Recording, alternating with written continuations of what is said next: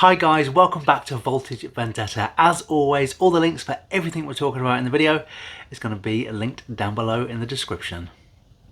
Okay guys, in this video we're just going to be doing a quick comparison between the Canon R7 and the Sony a7 III. Let's get into it.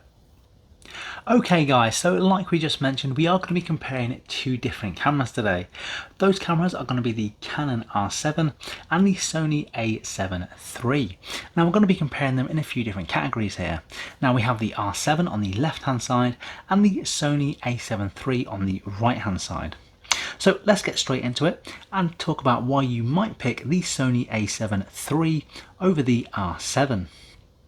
Well, to start off with, the a7 III has more focus points, coming in at 693 versus the 651 of the R7.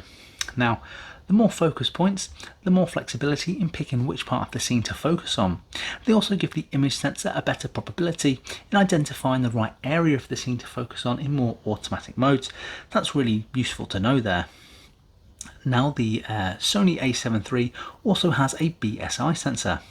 Now, a BSI sensor is a camera image sensor which captures better quality images in poor lighting conditions and offers better overall sharpness and image quality.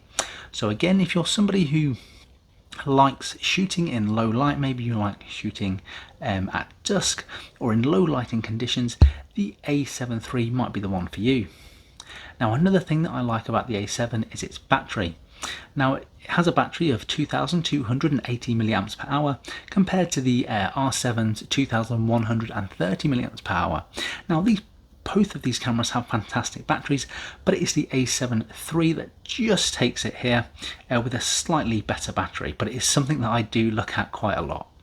Now let's move on to the Canon R7 and why you might choose that one over the a7 III.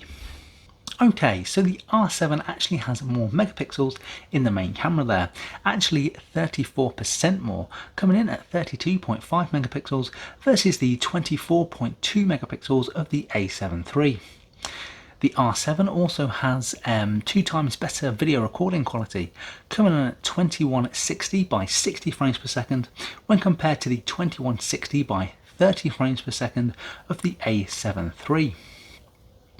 It's also slightly lighter, about 60 grams lighter, coming in at 589 grams versus the 650 grams of the a7 III. Now, both of these cameras are fantastic, but like I always say, when you are comparing Canon with Sony, it might just come down to your personal preference or what you've been most used to. But they're both fantastic cameras, and whichever way you decide to go between these two, you're going to be getting a fantastic camera, and I can thoroughly recommend them both.